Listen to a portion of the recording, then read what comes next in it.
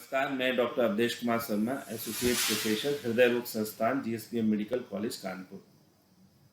मैं आज हृदय रोगों की जांच से संबंधित एक बहुत ही इम्पोर्टेंट इन्वेस्टिगेशन या जांच, जिसे कि हम एंजियोग्राफी के नाम से जानते हैं, के विषय में कुछ महत्वपूर्ण जानकारी और तथ्य आपसे साझा करना चाहूँगा।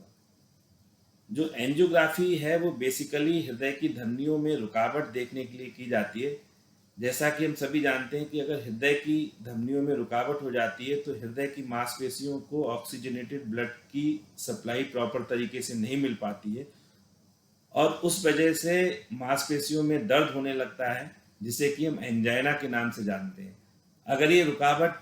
100% होती है, मतलब पूरी की पूरी नस बंद हो जाती है, पूरी की पूरी ब्लड सप्लाई अचानक बंद हो जाती है, तो मेजर हार्ट अटैक पड़ता है, बहुत तेज दर्द होता है और मरीज को तुरंत इमरजेंसी ट्रीटमेंट की आवश्यकता होती है। दूसरी तरफ अगर ये रुकावट 100% से कम है तो मरीज को यूजली, अगर वो कोई कार्य नहीं कर रहा है, रेस्टिंग स्टेज में है, तो उसे कोई दिक्कत नहीं होगी। लेकिन जैसे ही वो कोई कार्य करना स्टार्ट करेगा तो दिल के ऊपर जोर पड़ेगा, हार्ट को ऑक्सीजनेटेड ब्लड की रिक्वायरमेंट ज़्यादा होगी और रुकावट की वजह से उतना ब्लड सप्लाई नहीं मिल पाएगी, जिस वजह से पेशेंट के लिए सीने में दर्द होने लगेगा, घबराहट होने लगेगी, बेचैनी होने लगेगी, सांस फूल सकती है, चक्कर आ सकते हैं और इस तरीके का जो सीने में दर्द होता है उसे हम एंजाइना के नाम से जानते हैं। और जब मरीज रुक जाएगा तो ये सीने का दर्द सही हो जाएगा, या फिर जो सॉर्बिट्रेट की गोली वो चूस लेगा जीभ के नीचे रख के, तो उसको तुरंत आराम मिल जाता है। तो इसी रुकावट को देखने के लिए हम एंजियोग्राफी की जांच करते हैं और एंजियोग्राफी की जांच से हमें ये क्लियर हो जाता है कि नस में, धमनी में रुकावट है या रुकावट नहीं है, और अगर रुकावट है तो वो कितने प्रतिशत है। वो गंभीर अवस्था की रुकावट है, उसमें हमें कोई ऑपरेशन, ओपन हार्ट सर्जरी या फिर एंजियोप्लास्टी करनी है, या फिर उसमें अभी सिर्फ दवा और परहेज से काम किया जा सकता है। तो एंजियोग्राफी की जांच में हम कुछ स्पेशलाइज्ड कैथेटर्स होते हैं, जिसे हम कह सकते हैं ट्यूबिंग्स होती हैं, प्लास्टिक और कुछ और सिंथेटिक मटेरियल्स होते हैं एडवांस कैटेगरी के, तो उनकी ट्यूबिंग्स होती हैं, उनको हम हाथ की नस या पैर के नस के माध्यम से दिल की धमनियों तक ले जाते हैं और कंट्रास्ट एजेंट, जिसको कि हम आम भाषा में रंग भी कह सकते हैं, आयोडीन युक्त, उसको हम रेडियो कैमरे के अंदर, जिससे कि हम कैथ लैब की जो मशीन होती है उसे कहते हैं, जिसमें कि रेडियोथर्मी तत्व होते हैं, और उससे आयोडिनेटेड ये कंट्रास्ट है, इसकी इमेज बनती है हृदय की धमनियों की, और उसको हम डिजिटल मॉनिटर्स पे देखते हैं कि हृदय की धमनियों में रुकावट है या रुकावट नहीं है। एंजियोग्राफी मुख्यतः दो माध्यम से करते हैं, हाथ की नस से करते हैं, पैर की नस से करते हैं। जो पैर की नस से एंजियोग्राफी करते हैं उसमें मरीज को 6 से 8 घंटे बिस्तर पर पैर सीधा कर कर लेटना होता है और ज़्यादातर पैर की एंजियोग्राफी में दूसरे दिन छुट्टी हो पाती है। जबकि हाथ की नस से एंजियोग्राफी एडवांस तरीका है और हाथ की नस से एंजियोग्राफी करने में 2 घंटे बाद भी हम मरीज की छुट्टी कर सकते हैं और एंजियोग्राफी के तुरंत बाद भी मरीज चल फिर सकता है और अपना कार्य जो है वो संपादित कर सकता है।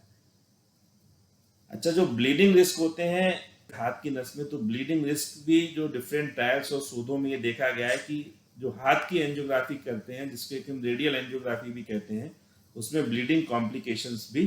कम होते हैं। एंजियोग्राफी की जांच में हम मुख्यतः ये देखते हैं कि जो धमनियां हैं हृदय की, नॉर्मली 3 धमनियां होती हैं। 2 धमनियां लेफ्ट साइड में होती हैं, बाईं तरफ होती हैं, जो कि बाईं तरफ के हार्ट के हिस्से को ब्लड की सप्लाई करती हैं। एक आर्टरी होती है, नस होती है लेफ्ट एंटीरियर डिसेंडिंग, एक होती है लेफ्ट सर्कमफ्लेक्स, और एक धमनी जो है राइट साइड में होती है, जिसको राइट कोरोनरी आर्टरी कहते हैं। तो एंजियोग्राफी से हम मुख्यतः ये देखते हैं कि ब्लॉकेज है या ब्लॉकेज नहीं है। तो अगर ब्लॉकेज नहीं है तो पेशेंट को ये बिल्कुल क्लियर हो जाता है कि उसके हार्ट की नसों में कोई रुकावट नहीं है और जो ये सीने का दर्द है वो हार्ट की बीमारी की वजह से नहीं है। दूसरी तरफ अगर 50% से ज़्यादा की रुकावट है तो ये कंफर्म हो जाता है कि मरीज को हृदय की दिक्कत है। फिर हम उसमें रुकावट का परसेंटेज देखते हैं, 50% से ज़्यादा कितना है। विभिन्न शोधों में ये पाया गया है कि अगर धमनी में, नस में, आर्टरी में 70% से ज़्यादा की रुकावट होती है तो वो सिग्निफिकेंट ब्लॉकेज कहा जाता है। सिग्निफिकेंट का मतलब हुआ है कि अब जो है हृदय में ब्लड का प्रवाह जो है, हार्ट की मांसपेशियों को रक्त का संचार है, वो प्रॉपर तरीके से नहीं हो पा रहा है। 70% रास्ता बंद है, सिर्फ 30% रास्ता खुला हुआ है। तो ऐसे में मरीज अगर कोई भी कार्य करेगा, जैसे ही उसके दिल के ऊपर जोर पड़ेगा तो तुरंत उसके लिए सीने में दर्द होने लगेगा। तो अगर 70% से ज़्यादा का ब्लॉकेज आता है तो उसको किसी भी माध्यम से ठीक करने की आवश्यकता होती है, चाहे वो एंजियोप्लास्टी का तरीका हो, जिसमें कि हम जो मेटेलिक ट्यूब्स आती हैं जिनको कि स्टंट्स कहते हैं, उनको जहाँ ब्लॉकेज होता है उस जगह पर हम फिट करके बैलून के माध्यम से फुला देते हैं और वो ब्लॉकेज जो है बिल्कुल क्लियर हो जाता है। और अगर बहुत ज़्यादा ब्लॉकेज है, तीन की तीनों नसों में ब्लॉकेज हैं, या फिर काफ़ी सारी जगह ब्लॉकेज हैं, लंबे लंबे ब्लॉकेज हैं, या कैल्शियम युक्त या चूना युक्त ब्लॉकेज है जो कि काफ़ी हार्ड होते हैं, जिनमें कि एंजियोप्लास्टी करना संभव नहीं है, तो उनमें फिर हम ओपन हार्ट सर्जरी या जिसको कि कॉमन भाषा में बाईपास ऑपरेशन कहते हैं, उसकी हम लोग सलाह देते हैं। अच्छा, जो एंजियोग्राफी के बारे में तरह तरह की भ्रांतियां होती हैं कि एंजियोग्राफी करने के तुरंत बाद डॉक्टर स्टंट डालने के लिए कह देता है, ये बिल्कुल ही गलत है। कोई भी डॉक्टर है, अगर एंजियोग्राफी किसी मरीज की हम लोग करते हैं तो एंजियोग्राफी के बाद मरीज के रिश्तेदारों से और मरीज से प्रॉपर तरीके से पूरा उनको बता के कि आपके मरीज की नस में इतने % का ब्लॉकेज है, 70% से ज़्यादा का ब्लॉकेज है और इसमें एंजियोप्लास्टी की ज़रूरत है या बाईपास ऑपरेशन की ज़रूरत है, उसको बताते हैं। हाँ, कुछ इमरजेंसी कंडीशंस ऐसी होती हैं कि कुछ परिस्थितियां ऐसी आ जाती हैं, जैसे अक्यूट हार्ट अटैक का पेशेंट है जिसमें कि 100% नस बंद हो गई और उसमें जितनी जल्दी ब्लड का फ्लो स्टार्ट हो जाएगा, ब्लड की सप्लाई चालू हो जाएगी, उतना ही हार्ट के लिए कम से कम डैमेज होगा। तो वो एक लाइफ सेविंग सिचुएशन होती है, लाइफ थ्रेटनिंग सिचुएशन होती है। उसमें अगर हम जितनी देरी करेंगे तो मरीज की जान जाने की संभावना रहती है। तो ऐसे केसेस में हम पहले से ही मरीज से कंसेंट ले लेते हैं कि अगर एंजियोग्राफी के बाद हार्ट की नस में ज़्यादा ब्लॉकेज निकला और पेशेंट की लाइफ सेव करने के लिए अगर एंजियोप्लास्टी की जरूरत पड़ी तो हम उसके लिए कर सकें, जो कि ज़्यादातर जिसको कि हम प्राइमरी एंजियोप्लास्टी भी कहते हैं,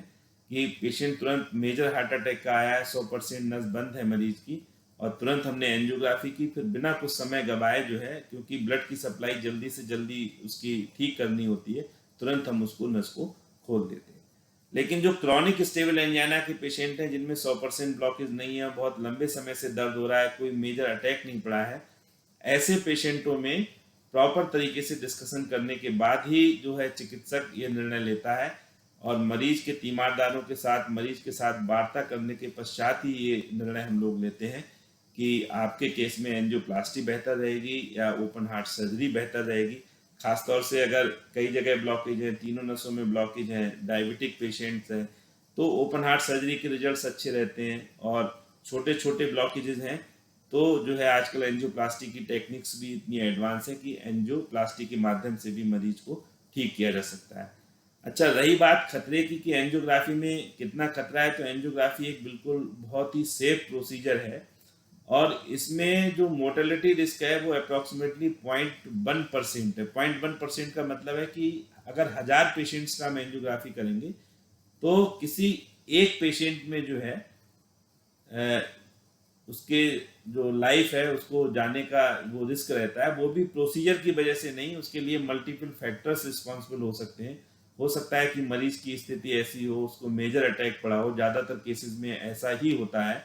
तो 0.1% जो है का रिस्क होता है एंजियोग्राफी में।